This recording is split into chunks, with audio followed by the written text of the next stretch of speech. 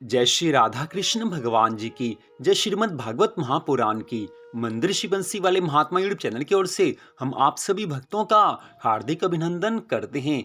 आज हम आपको सुनाने जा रहे हैं श्रीमद् भागवत महापुराण के 10वें स्कंध के 5वें अध्याय की परम पावन कथा। इस अध्याय का नाम है गोकुल में भगवान का जन्म महोत्सव। बोल श्री राधा कृष्ण भगवान की जय।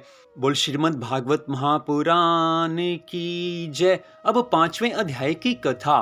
आज श्री सुखदेव जी महाराज राजा परीक्षित से कहने लगे हैं कि हे राजन, जब वसुदेव जी भगवान श्री कृष्ण जी को गोपाल कृष्ण को नंद बाबा के यहाँ गोकुल जी में छोड़कर आए हैं, उस समय सब सोए हुए थे। बाल कृष्ण जब नंद जी के घर में आए हैं तब नंद बाबा भी सोए हुए थे। नंद बाबा ने स्वप्न में देखा है कि कई बड़े बड़े ऋषि मुनि उनके आंगन में पधारे हुए हैं। यशोदा जी ने सुंदर श्रृंगार किया है और गोद में एक सुंदर बालक खेल रहा है। उस बालक को मैं निहार रहा हूँ। भगवान शिव जी भी उस बालक का दर्शन करने हेतु आए हैं। आज नंद बाबा जी को ये स्वप्न आया है।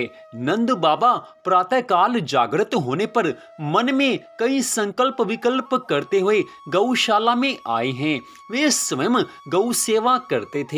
गायों की जो प्रेम से सेवा करता है उसका वंश नष्ट नहीं होता।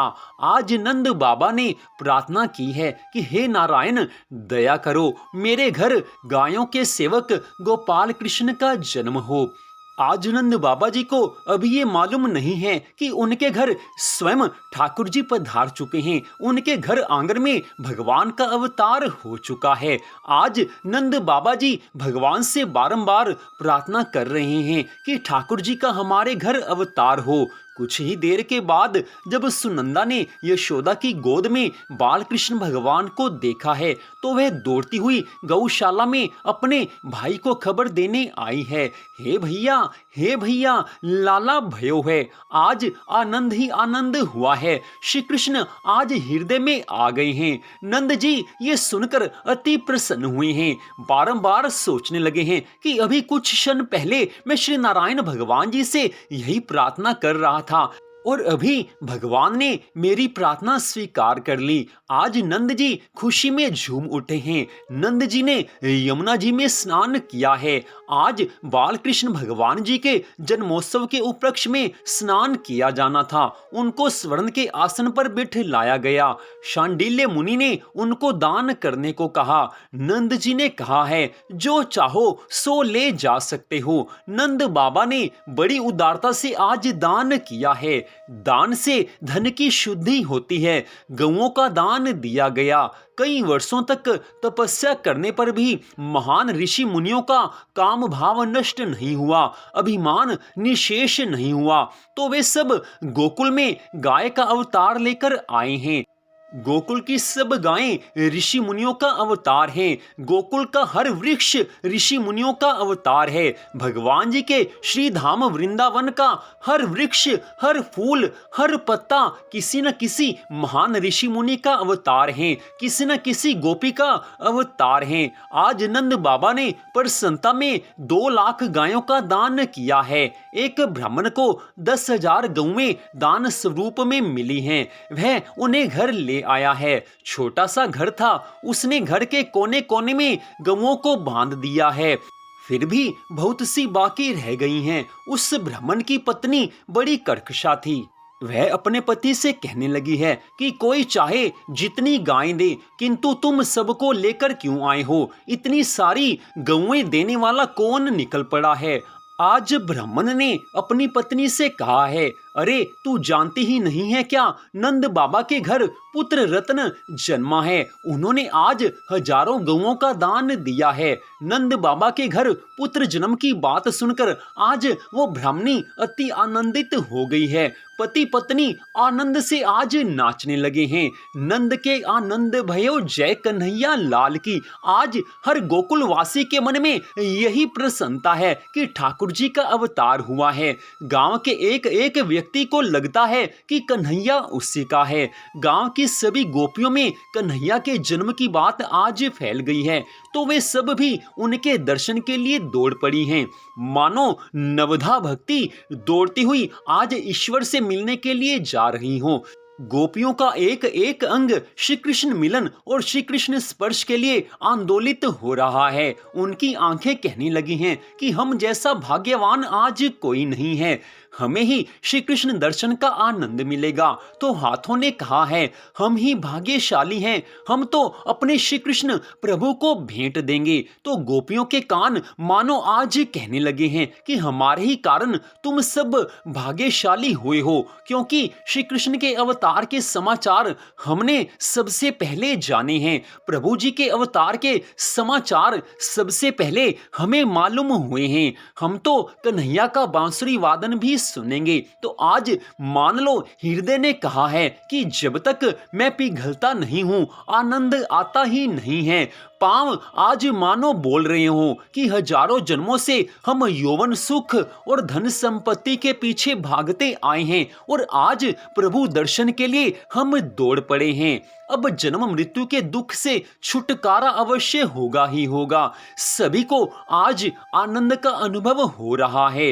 गोपियों की वेणी से फूल नीचे झर रहे हैं और कह रहे हैं कि तुम श्री कृष्ण दर्शन के लिए आतुरता से दौड़ रही हो, तुम भाग्यशाली हो, तुम्हारे सिर पर रहने के लिए हम योग्य नहीं हैं। हम तो तुम्हारे चरणों में गिरकर तुम्हारी चरण रज के स्पर्श से पावन हो जाएंगे। आज यशोदा की गोद में खेलते हुए सर्वांग सुंदर बाल कृष्ण का गोपियां दही से अभिषेक करने लगी हैं। आज सब गोपियां दूध और दही लेकर आई हैं। श्री कृष्ण जैसे लाल के दर्शन होने पर आनंद के आवेश में वे अपने आप को भूल गई हैं और स्वयं को ही दूध और दही से नहलाने लगी हैं। आज श्री कृष्ण भगवान जी के दर्शन होने पर सभी गोपियां अपने आप को भी भूल गई हैं। सभी गोपियों का मन कन्हैया ने आज आकर्षित कर लिया है। हृदय में आनंद का पारावार आज उमड़ रहा है। गोपियां जितना लेकर आई हैं उसका 10 गुना बढ़ाकर वापस लौटाना है।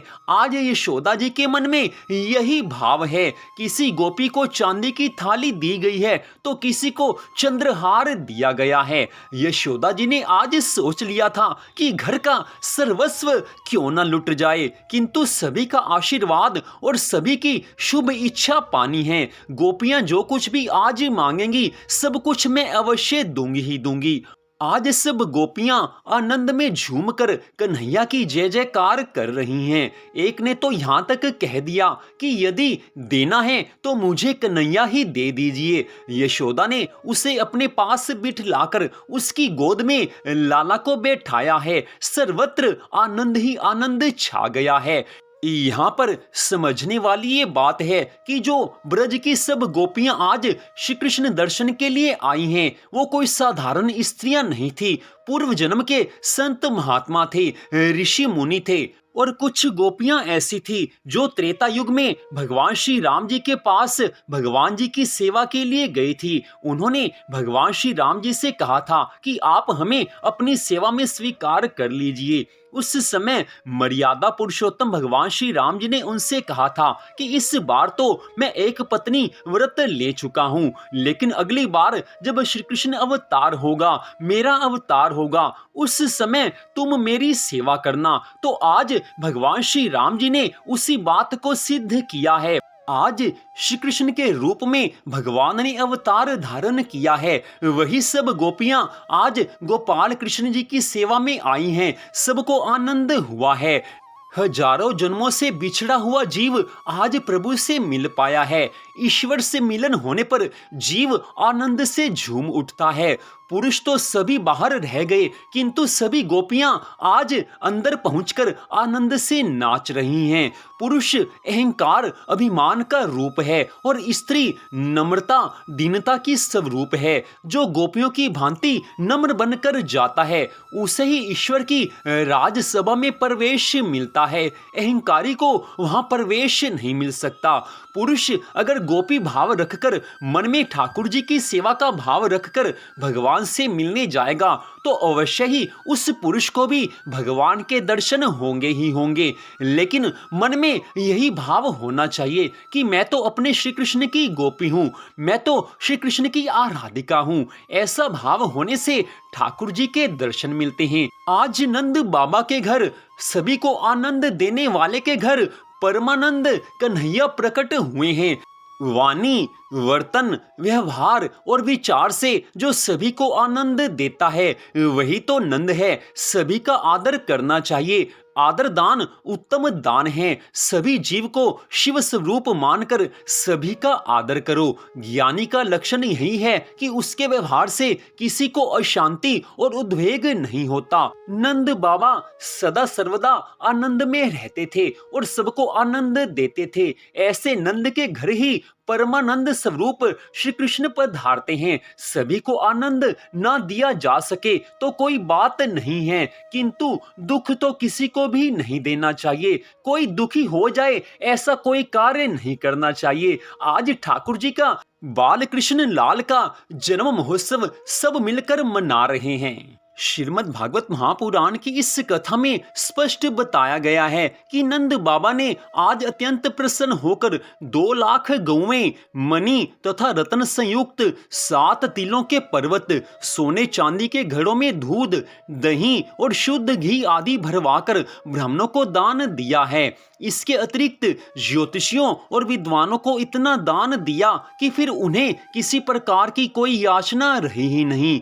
उस दिन गोकुल वासियों ने अत्यंत प्रसन्न होकर ऐसा धदी कांदो खेला है कि गली बाजार सब जगह दही दही भर गया है। गोपियां आनंद के गीत इस प्रकार गा गाकर नंद जी को सुनाने लगी हैं और नंद जी उन्हें सुन सुनकर परम प्रसन्न होते थे। गोकुल में बधाई बाजे मदन गोपाल की, नंद के आनंद भये जय कन्हैया लाल की। ज्वानन को हाथी घोड़ा बूढ़न को पाल की, बच्चन को लड्डू पेड़ा भर भर के थाल की। गोपिन को सत लड़ गज मुक्ता माल की, नंद के आनंद भये जय कन्हैया लाल की। नंद के आनंद भये जय कन्हैया लाल की। आज सब गोपियां मिलकर, सब ग्वाल बाल मिलकर श्री कृष्ण भगवान जी का जन्म महोत्सव मना रहे हैं। यशोदा जी के मन में, नंद बाबा जी के मन में आज इतनी प्रसन्नता है कि उसका वर्णन कोई नहीं कर सकता है। शेष, महेश और गणेश भी उस प्रसन्नता का वर्णन अपनी वाणी से नहीं कर सकते हैं। जिसके घर में ठाकुर जी का अवतार हुआ हो, जहां पर ठाकुर जी अपनी लीलाएं दिखाने वाले हों, उनको कितनी प्रसन्नता होगी इसका केवल अनुभव किया जा सकता है। इसको किसी तरह से किसी दूसरे को बताया नहीं जा सकता है। उस समय रोहिणी भी अत्यंत प्रसन्न होकर सब गोपियों के साथ नृत्य करने लगी हैं। ब्रज की इस शोभा को देखने के लिए सभी 33 करोड़ देवी देवता अपने अपने विमानों पर बैठकर आकाश में घिर आए हैं और आज श्री कृष्ण भगवान जी पर पुष्पों की वर्षा करने लगे हैं। सभी ब्रज वासियों पर पुष्पों की वर्षा करने लगे हैं। आज सभी देवता हैरान हैं कि कैसे ब्रजवासियों का सौभाग्य है। उनके जैसा सौभाग्य मिलना बड़ी दुर्लभ बात है। आज सभी देवी देवता प्रसन्न हैं कि ठाकुर जी का अवतार हुआ है और ठाकुर जी अब उनके सभी कार्य संवारेंगे। आज सभी प्रसन्न हैं, सबके मन में प्रेम का भाव है। हम सबके मन में भी आज प्रेम का भाव होना चाहिए। भगवान जी की कथा को सुनकर जिसके मन में प्रेम ना आए तो समझ लेना कि उसने कथा को श्रद्धा भावना से सुना ही नहीं। श्री कृष्ण जन्म महोत्सव की इस कथा को जो भी श्रद्धा भावना से सुनेगा उसको आनंद आएगा ही आएगा। अगर इस कथा को सुनकर भी मन में आनंद नहीं आया तो समझ लेना कि अभी संसार में मोह बड़ा ज्यादा है, संसार से प्रेम बहुत अधिक है। इसलिए ठाकुर जी में प्रेम बढ़ाना चाहिए। ठाकुर जी की कथा को सुनकर मन में आनंद आना चाहिए। कथा सुनकर मन में आनंद आए तो समझ लेना कि प्रभु की अनंत कृपा हुई है।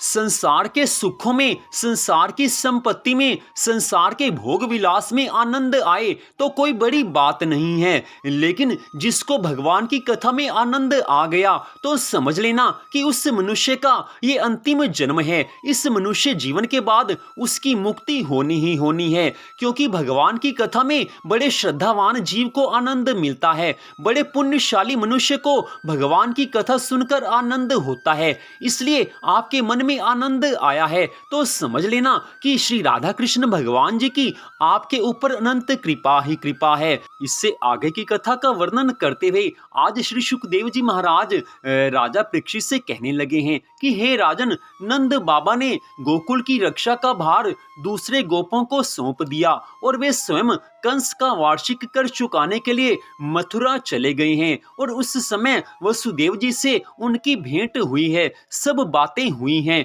उसके पश्चात वसुदेव जी ने नंद बाबा से कहा है कि हे भाई, तुमने राजा कंस को उसका सालाना कर चुका दिया, हम दोनों मिल भी चुके, अब तुम्हें यहाँ अधिक दिन नहीं ठहरना चाहिए, क्योंकि आजकल गोकुल में बड़े बड़े उत्पात हो रहे हैं। इससे आगे की कथा का वर्णन करते हुए श्री सुखदेव जी महाराज कहने लगे हैं कि हे राजा परीक्षित, जब वसुदेव जी ने इस प्रकार कहा तब नंद बाबा और सभी गोपों ने आज वसुदेव जी से अनुमति लेकर बैलों से जुते हुए छकड़ों पर सवार होकर आज गोकुल की यात्रा की है।